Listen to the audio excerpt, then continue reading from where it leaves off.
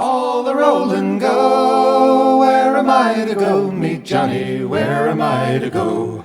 For I'm a young and a sailor lad, and where am I to go?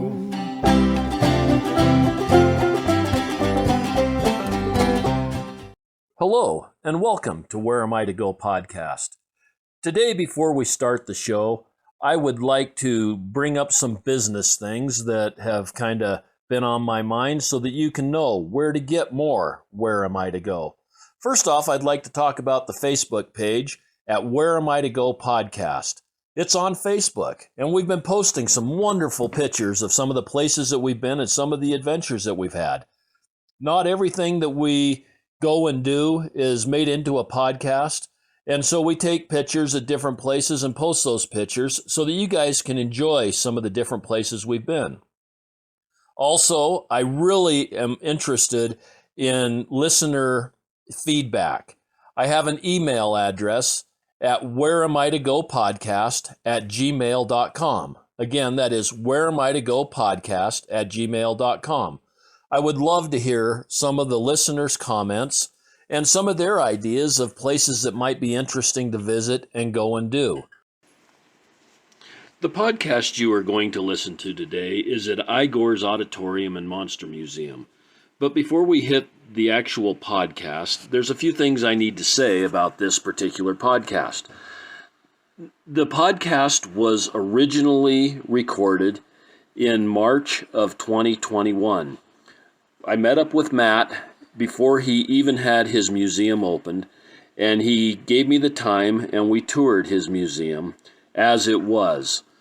I should say that since he did not have it all put together, it was kind of in disarray. He had ideas of what he was doing, and that probably comes through in this podcast.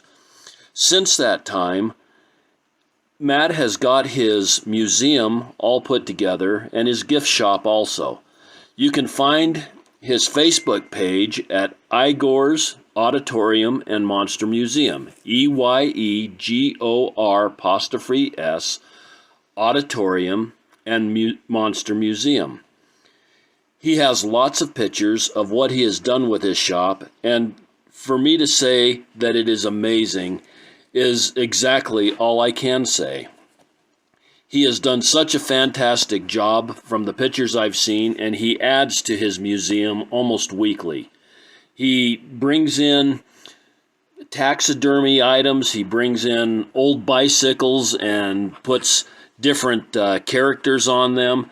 He's got snacks in there, he's got a small soda fountain, he's got jerkies and just all kinds of things with interesting names like Bigfoot Snack Stick or Smoked Audeville Yak and Beef Yeti Werewolf Snack Stick. He's got some drinks in there with real interesting names. I can't remember what all they are, but it's just Matt is a really fun guy. And the things that he's doing with his museum are just absolutely fantastic. So as you listen to this, know that some things may sound a little bit disorganized, but Matt has really got his act together, and this place looks like an absolutely fantastic place to visit. And it was fun when I was there, but I can hardly wait to go back to Cawker City, check out the world's largest ball of twine again, but I definitely want to hit Eyegore's Auditorium and Monster Museum once again. And Matt was just so much fun to be around. The guy has a real good sense of humor, and he's just fun. He does all kinds of things. He's traveled widely. In fact, one of the things that I thought was really cool about Matt is he had a good job. He had things going for him on the East Coast. He took a trip and found a building in Cawker City and decided just on a whim to buy it and open up this museum. That takes a lot of guts, and I really admire the fact that he could do it. Another little side note here is we did do the podcast in March, as I said. I am just now getting it released, and it is now the first week in August. I go on these trips and I do these interviews at these museums, and I try to release a podcast a week. And so if I get 10 or 12 podcasts while I'm on these trips, we bank them because I don't travel as a full-time hobby. I would like to, but I just haven't got to that place in my life yet. So we bank them, and my editor from Baumgardner Ranch, Steve, it's amazing what people will do for family, I guess is all I can say, because he is such a great guy to take on this editor job, and it's just one of those things he does, and I think he does a really nice job of it, and I appreciate him so much for making this even possible. If I had to be doing the editing and putting this together, I can tell you the podcast would not happen. But because of the time that we did this to the time of the release is why we are behind, I guess you could say. And now we're getting caught up. And I just want to put a shout out to Steve, a shout out to Matt, a shout out to all of the people that listen, and to all of the people that have allowed me to take their time and do these podcasts at their museums and places of business and things like that. Hope you enjoy this week, and we will catch you later. Have a wonder-filled day. Today we're in Cawker City, Kansas, the home of the world's largest ball of twine. And when I was setting up that podcast, I found out from Steve that Matt and Julie just opened, or are in the process of just opening up, a monster museum. And we are now here with Matt. We are going to take a look around his museum, see what he's got, and I can tell you it is a collection of the odd stuff. And he also informed me as we were coming in that he likes puns. If you get on his Facebook page, how do you want people to look at your Facebook page? Eyegore's Auditorium and Monster Museum. Okay, at Eyegore's Auditorium and Monster Museum, you will see some of his puns. Actually, some of them are actually quite good. I've been laughing quite a bit at Julie's rolling her eyes. I guess she's not as into the puns as what he is. So anyway, we step inside here. Is this going to be your museum, this yes, section? This store here. Yeah. You bought the old hardware store, is that correct? No, this had been a bank. Oh, a bank. So before the last tenant had an, what do you call it, antique store here. Okay. And so he sold antiques, and then that's actually how I found out about the building. Was I came to town just to see the ball of twine, and I noticed that there was a sign in the window where he was selling all of his stock, and that and the building was for sale. So I contacted him about it. Cool. And it's not a real big building here. No. It's you've got what 15 by 25. Yeah. But this, from what I'm seeing, it's pretty well packed with oddities. Yeah. There's been some question whether or not we're gonna have space for everything. I'm kind of wondering about that right now. Yeah, we have all kinds of fun stuff to see. And as we came in, you had a couple of what do they call those things? Griffins. Griffins. Okay. Griffins by the door. So anybody who likes Harry Potter will get the reference that's the Griffin door. Okay, and then we've got a little Sasquatch out front, little bronze. It's concrete. Oh, it's a concrete. Yeah. Okay, but it's painted kind of a bronze color. Yeah. Give me a little bit of slack here, okay. Matt. Yeah. And as we walk in the door, we meet. Does your skeleton have a name? That's Boris. Boris. Yes, yeah. We have a full mounted skeleton. This is the teaching skeleton. So this is plastic. This is like you would find in your high school classroom. Oh, okay. Now, if you look in the back, that's the real skeleton.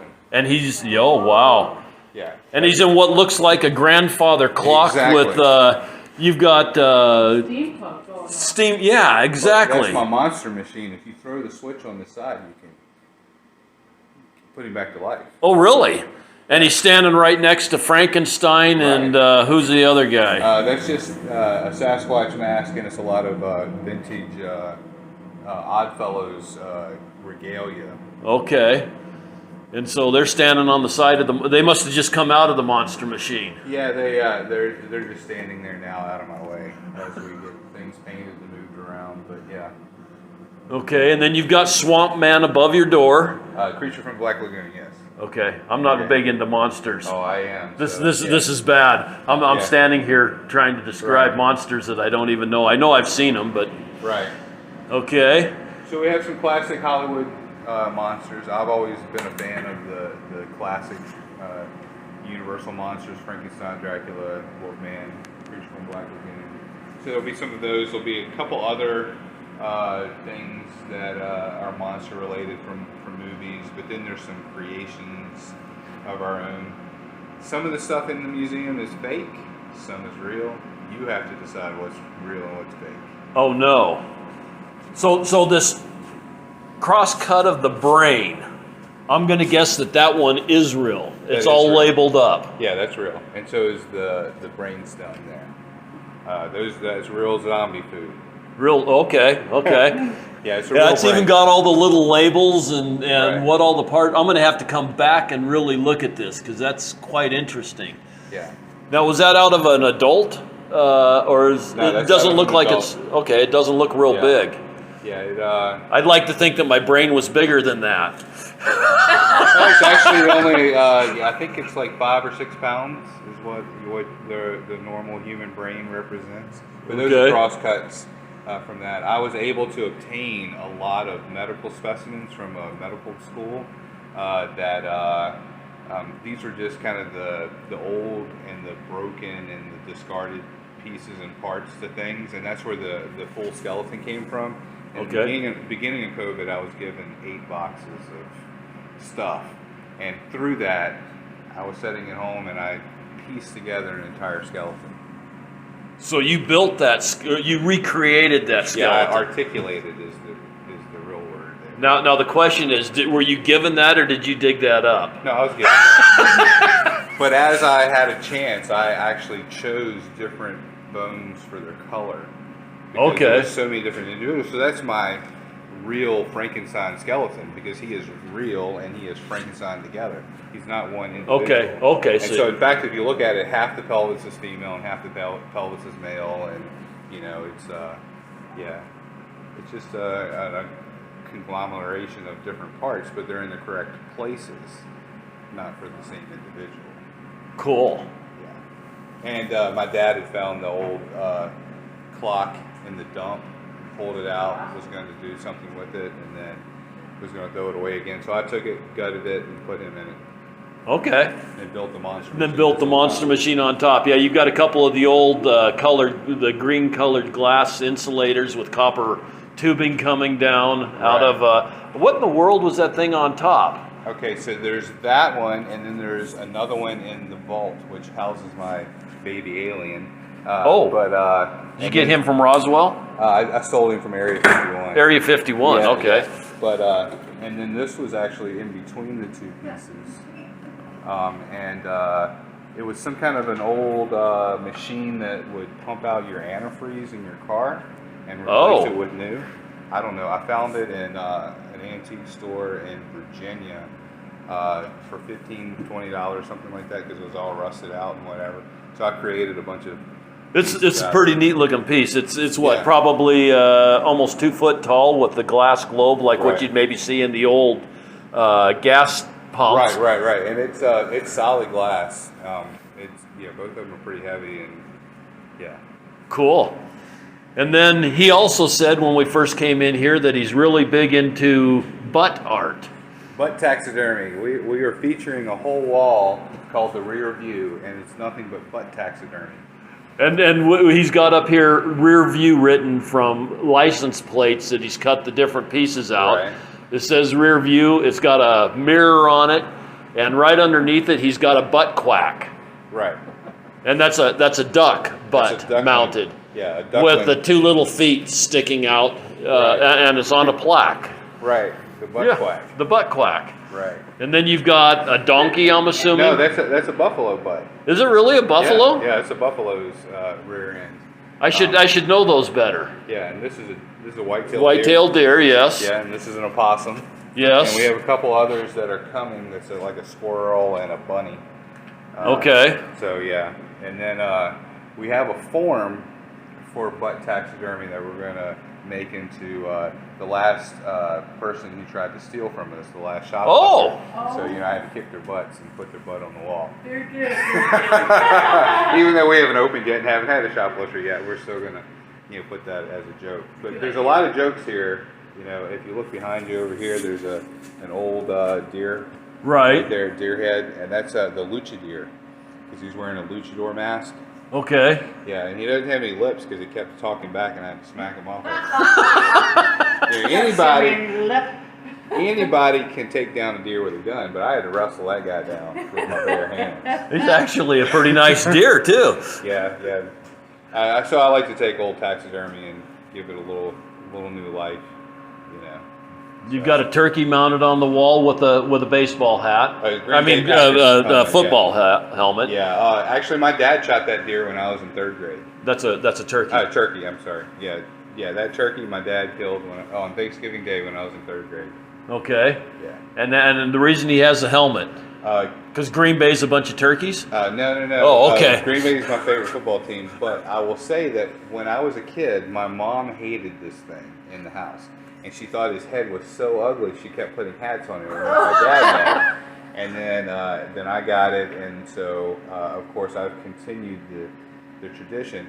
Now you may notice we have a couple pieces of taxidermy that we've changed now that we're in Kansas, because we're from Virginia. When we found out we were coming to Kansas, of course we have to do the Wizard of Oz. The most famous thing in Kansas, right?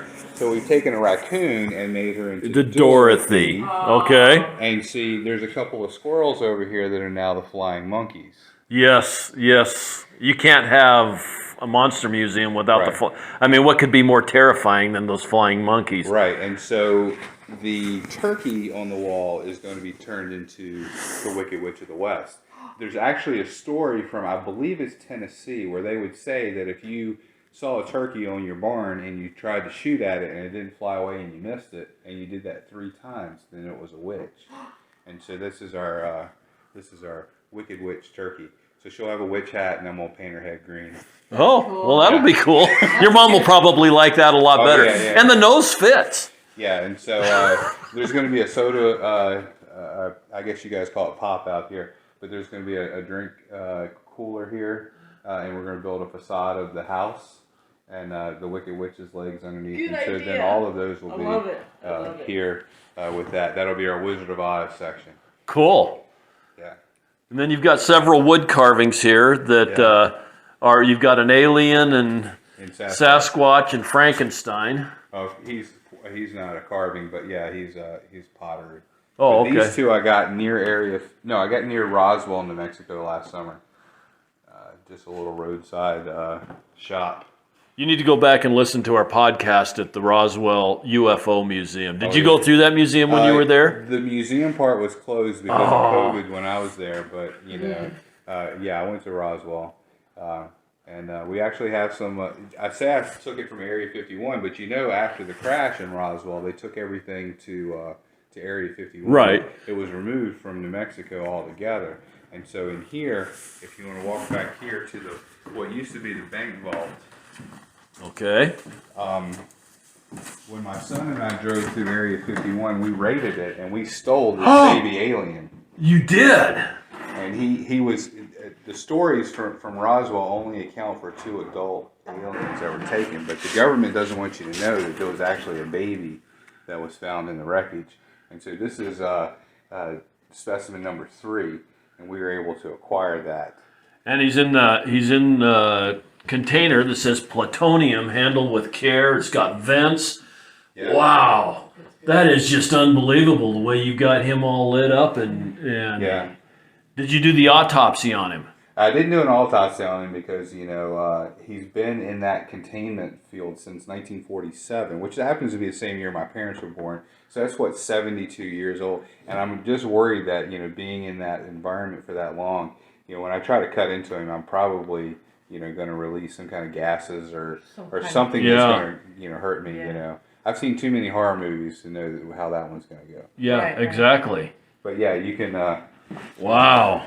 all kinds of, Oh, you got yeah. different switches on it to make it do different things, and yeah. And again, it's behind a solid glass container. Right. Man, that's just unbelievable. Right. And the black light in here makes it look so cool. Yeah, that's neat. Right. He actually reacts to black light. Oh, does he? Yeah.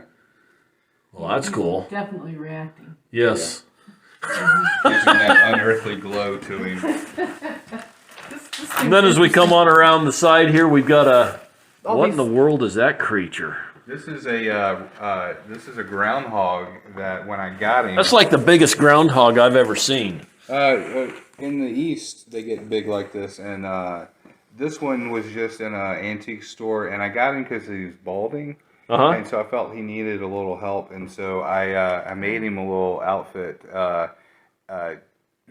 to pay homage, I guess, to one of my favorite movies, the Mad Max: The Road Warrior. Right, yeah. So there was the Yeah, guy yeah. with the We red just got mohawk. through watching those. All of them. Mhm. Yeah, and so this. Of course, he didn't have the muzzle, but I thought that looked so. So it's just craft foam and glue and fur or feathers. And This is fun too. And this here's good all too. right, this guy right here, this is Count Cluckula, the world's only vampire chicken. Okay. And so, the farmers in this area noticed that their livestock was being killed off, and they would go out and find the bodies the next morning.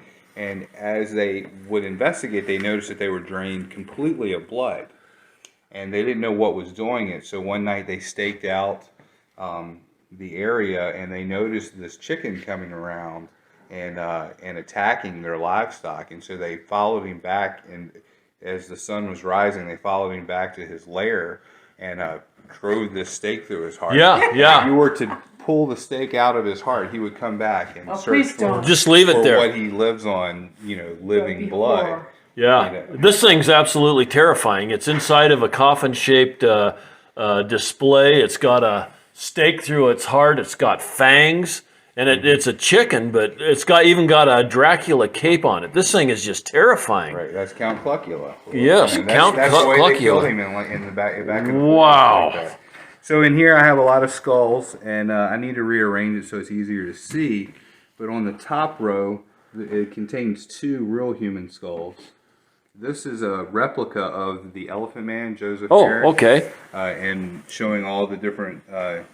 His body was donated to a museum in London, and they made his body into a skeleton, which hangs there today. And so someone took a scan of that and then reproduced the skull. And so that's Okay. exactly how Joseph Merrick's skull looks. And then we have a copy of an Incan, or not Nazca, in Peru, where they would bind the top of the skull as yeah. an infant and elongate it. And, they did this practice all over the world around that same time. And it leads you to come kind of to the conclusion, why were they doing this? Maybe because there were visitors here and they were trying to replicate that. Because you'll find that in ancient Egypt. You'll find that all over the world. Right. In China and whatnot. But that one happens to be from Nazca, Wow. Peru. And then over here we have a Neanderthal copy. Okay.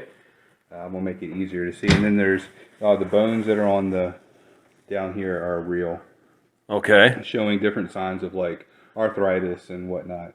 Because all of these used to be teaching specimens. Okay, Now so this was some of the teaching specimens you got? right. Yeah. Now the conjoined fetal skulls are not real, but just They kind of look cool. right because Wow. people used to be called freaks because they looked different or were born with birth defects. Somewhere in a box we have actually the hand cast of Grady Stiles III, who his grandfather and his father toured in circus sideshows as the Lobster Boy. Okay. And so he has the same thing. And I know him through Facebook. And when I purchased this copy of his hand, I asked him, one, was it legit? And 2, I asked him for permission to show it in the museum, and he gave that to us. So that, because part of what we're trying to show is, what is a monster? Right. And it's really how you treat people as if you're a monster or not. It's not some creature coming out of the ground or, whatever. This is a lot of fun. Our whole purpose here is we're really a gift shop to sell you a soda and some whatever and tell you some wild stories while you're on the road, right? And take up a little bit of your time. And that's what we're trying to do is just have fun. And so hopefully through some of that, we'll have some things, like I say, that are real and some things that aren't. Like obviously Count Caligula here is not real. I made him out of a rubber chicken body, a real chicken's head, that's opossum teeth. Okay. And then turkey feathers. Okay. And I got bored one day and made it. It looks good. But then the albino deer up here. Right. Well, he's actually not albino. He is what they call piebald, but he just happens to have no brown on him. Oh. He's not albino because his nose and his eyes and whatnot are not pink. Okay. So he's not a true albino. He's just really light.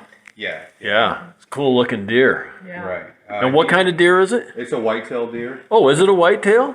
He's a very small one, but we're going to actually put another Harry Potter reference with him because there's in the movies they have the Patronus. I shouldn't admit this, but I've never seen a Harry Potter movie. Yeah. And then, of course, or read the book or anything else. So yeah. That's cool. That alligator. Yeah. Yeah, that's vintage. A couple of the pieces that we have here, including this wildebeest head and this piece and the deer. And I know there's one other piece, but I can't think of it right now. I got in a trade because I had some pieces that I felt like folks wouldn't appreciate seeing. That just probably was a little too over the top, and there was a collector that wanted those or wanted that, and so I was able to trade for some stuff that I could use to fill up the museum. So that's vintage. That's a vintage alligator battling a snake. We do have, he has an alligator with a snake on top. The snake's head's in the alligator's mouth, and the snake's tail wraps around the alligator's tail. It is really a cool looking piece. Yeah. Then you got a decapitated guy up here, not decapitated, just skull cap's missing. Yeah, this another is one of your a medical teaching specimen. But when I contacted the company about this that made it, it's still in production. This is paper mache, and so they don't know how old this is. So this is probably from the 30s. Wow. And there's another piece over there that's just like the half head that shows the musculature. So it's just, yeah, it's just, and it comes apart, and you can see the different sections and whatever. So it was used to teach doctors. Very cool. We have Fiji mermaid here. Every sideshow kind of oddities place has to have a Fiji mermaid. Okay, yeah. Which this one is from 1922. Was found washed up on the beach in the Fiji Islands. This is what a mermaid actually looks like. Okay, yeah. So P.T. Barnum. Not real big. No. But P.T. Barnum used. This is how he started his empire. Was he purchased a Fiji mermaid, and that's what he started. He would advertise and have a picture of a beautiful mermaid. Come in and see the real mermaid, and then you would pay a nickel or a dime and see this. And so it's kind of a skeletal mermaid with a fin tail. Yeah, it's mummified. It washed up on the beach and laid out in the sun for whatever, and then some. It just says Captain Barrett Eady's paid $6,000 for this. Wow. 1822 in the Fiji Islands. So there's a Fijian that's quite wealthy then. Yeah. Right? Yeah. So there's just a lot of junk here. It's just fun. This is an old embalming machine, and this is was a CPR dummy with a Soviet gas mask and a halo. Right. You get if you break your neck. You break your neck. Yeah, and I just put them together. So. This looks like it's going to be a lot of fun. Yeah, I think it will. It'll be just kind of a way to, sell the people who are coming to this area some souvenirs and some, you know, refreshments, and just have something else for them to see while we're here. And you're only a half a block away from the Right. world's largest ball of twine. Yeah. I mean, Location. yeah, definitely location, and I mean, attraction. What Right. could be better? And eventually, I'm kind of looking around because we haven't. Oh, there we are. All right, this is our mascot. Is Eyegore, and he's a monster finger puppet. I don't know if you remember these from when you were children. Oh yeah. Yeah, you can each have one. Oh, thank you. And eventually, what I want to do is make a 10-foot one here on the side of the building out of fiberglass, and get it certified as the world's largest monster finger puppet. And I think it's fun. You need these for thumbs. I mean, these ones here like fit on your little finger, but Yeah, if you had one that was thumb sized, then you could have thumb wars with them, and it'd be even more fun. yeah, But these here are kids. I mean, perfect for kid size. Right, While yeah. they're traveling, they could have thumb wars with their. right. That would, yeah. So I did a road. I mean, we trip could have last a summer. fight right here. Right. Oh. Whoop, I you won. knocked me down. Yeah. Yeah. Last summer I did a road trip across America, and seeing all the small offbeat attractions that there are to see. And Julie rode part of the trip with me, and so I got a little monster finger puppet. And whenever she was driving, I would continuously You tell her harassed jokes. me with it Harassed you with a finger puppet. You're easily for harassed. days. For days. In fact, I've even gotten some tattooed on me. Ooh. And so eventually, it was this guy right here. That was a little sucker. But I'm gonna eventually get a couple more, and when we get the large one certified as the world's largest, I'm gonna also get the world's record for the most monster finger puppet tattoos. Now, if you're listening to this and you want to take my idea, you can come over here and we'll fight about it. But don't steal my idea. But yeah, so far I have 3. Most finger puppet tattoos. Yeah, that sounds See, pretty. this one even has a finger on it. Oh yeah, Oh, and it's pretty green. Yeah. And you got an orange one, and that other one is kind of black and purple and scary. Well, those are good tattoos, though. Yeah, Those look good. I got this one in Albuquerque, and this one in LA, and this one in Richmond. really. Yeah. So you collect tattoos as you go too. Oh, I have quite a few of them. You're gonna have to go to Idaho. Idaho, Coeur d'Alene, Idaho. We did a tattoo museum there. Oh yeah. And that guy's quite the Good. artist. You Yeah, go to the potato museum in Idaho. we did. we did too. You know, what do I want to say about the Potato Museum? They wouldn't let me do a podcast there because they didn't have anybody that would do it. But it was there were other museums in Idaho that I liked a little bit better. Did you guys go to the Museum of Clean No. in Pocatello? That one We'll have to is check that out our unbelievable. next trip through And then Idaho. they've also got a place there not far from the Potato Museum. You take off to the west and go about 10 miles, and they have what they call Butterfly Heaven.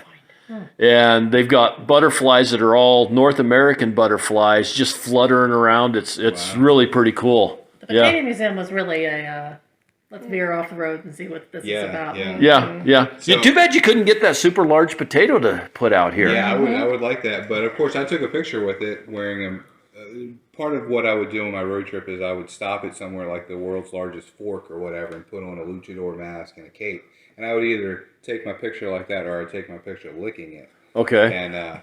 And so I have pictures from everything I licked across, Or How'd that potato taste? It was a little starchy, but yeah, Was it? Yeah.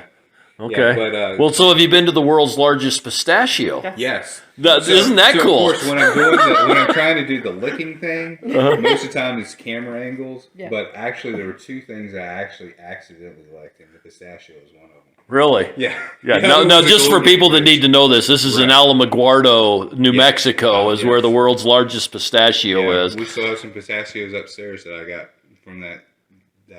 So do stop. we. We still have some at the house. Yeah. Yeah. I've been there several times. Yeah, it was a lot of fun, So, but yeah, it's just looking for stuff like that, and we're just hoping to create something in that same vein here. Is really what we're trying to do with this, and just being, looking for something that doesn't feel like work. Right. Exactly. That makes sense to me. And so you're liking Cawker, Kansas better than Virginia. I think about the same. I mean, we like it. You know, we really like it here. We didn't dislike where we were, but the opportunity wasn't there for us to do this. Right. Where we were from would have cost us 10 or 15, 20 times as much, and then you wouldn't have the traffic like you have through here. Right. Where people are already looking for something. Right, and so you're getting 200 people a day stopping at the Ball of Twine. And there's not a whole lot else here. And so the town kind of felt like it needed something, and we needed an opportunity to do something different, to get out of the box that we were in. And this just feels like it's a good fit. And we may not be the cup of tea or the ball of twine of everybody. Right. But, at least we're, just going to be something else for you to see. Think about it if you had children and you were doing this. Oh. You got off the highway to come see the ball of twine. What else is there to see, and so. Well, this is fun.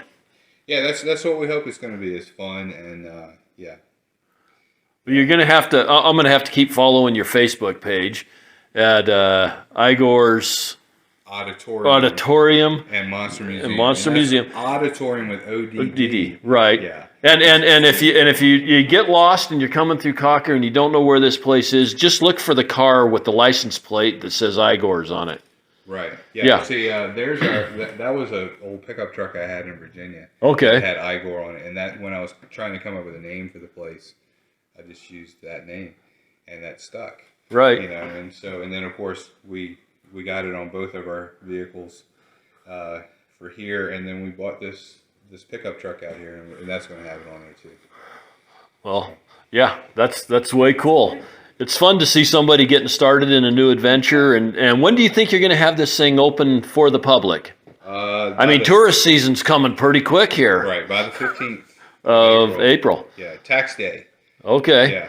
Yeah. I can see this is just going to be all kinds of fun when you get it all organized and set up the way that you're going to have it set up. We're going to have unusual sodas, like, ranch and dirt. Sodas. Well, cool. Here, it was along with your other, and then we're going to be selling vintage candy bars like Clark Bar, right? Zagnuts, things you don't see too often. Right. We'll sell those, and just some unusual stuff. We're also looking for Kansas-made products. We did find a very good hot sauce that we'll be featuring here. That's made here in Kansas. Well, now the way you need to do that is as you're driving through, just look at the signs before you come into town, and when you see world's best hot sauce or something, then you'll know that that's the place you can get it. Because if anybody will advertise it on the way into town, it'll be Kansas. Right. Yeah. And so we're just looking to make a home. We live here as well.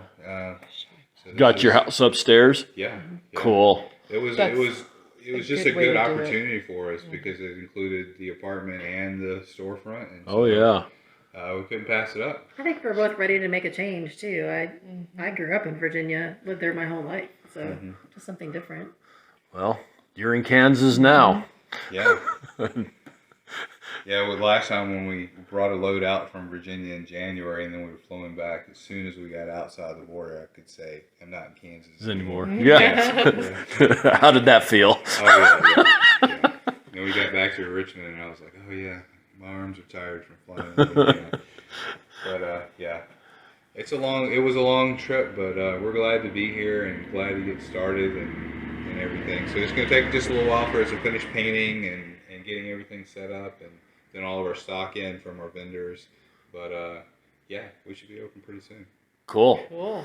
Okay. Well, this podcast probably won't come out before you're open. It'll come out a little bit afterwards. I try to release one a week. Right. And we're out probably another 6 before this one will air. I will get a hold of you when it comes out. That way there you can post it on your webpage or Facebook page or whatever. And I sure appreciate your time today. Sitting with us over there at Cawker Museum and talking with Steve and us. And it's good to know about the history for where you're from. This building we stand in was one of the first banks here, and then it went out of business before the Great Depression, the vault here, that's still. You haven't tore up any of the floor pieces to see if there's money hidden in there or anything like that? It was renovated before we got here. So Oh. I guess he found all the money. Well, dang. So. Yeah.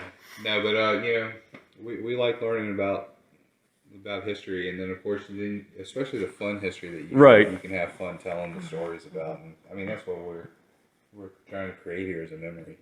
Cool. And, yeah. So, anyway, again, thanks for your time.